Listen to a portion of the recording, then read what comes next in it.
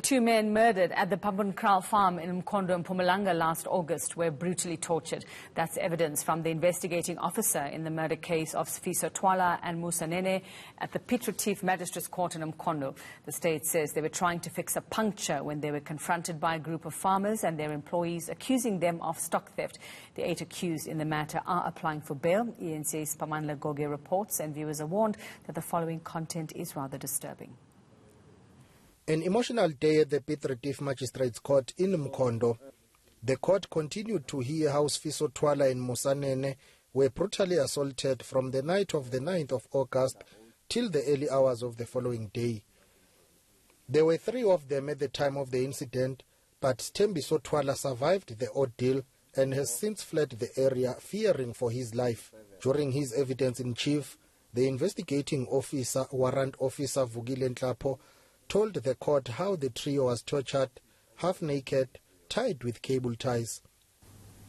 Applicant 3, your ship, went to his car and came back with a plier. They pulled down their trousers, and applicant 3 used the plier to press and pull their private parts. They hit with a shambok. One of them was hit with a shambok by applicant 4 on his thighs when his trouser was down. Nhlapo broke down and cried while recounting how the deceased had suffered. He handled it where it is thin and hit them with the thicker part of it. Are you okay, Mr. Nhlapo? I'm sorry. I need some water. Yeah, can I get they're not last. There's a lot of water. So that I don't see it.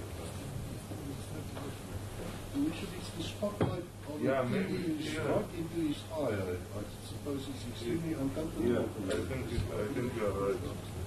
No, it's not that, Joseph. You know my grandfather was abusive. He used to hit us with this shambok. You make us to lie down. Sorry, Mr. Nhlapo, let's not place that on record.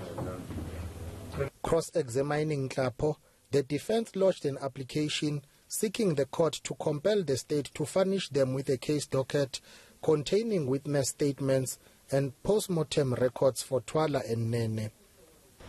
In order to enable this court and the defense not to have to rely on the summary of this witness as to what potential witnesses may have said, but to actually see for themselves, and you see for yourself, whether there is indeed or are indeed discrepancies and or contradictions contained, because that will be enormously important for the bail application.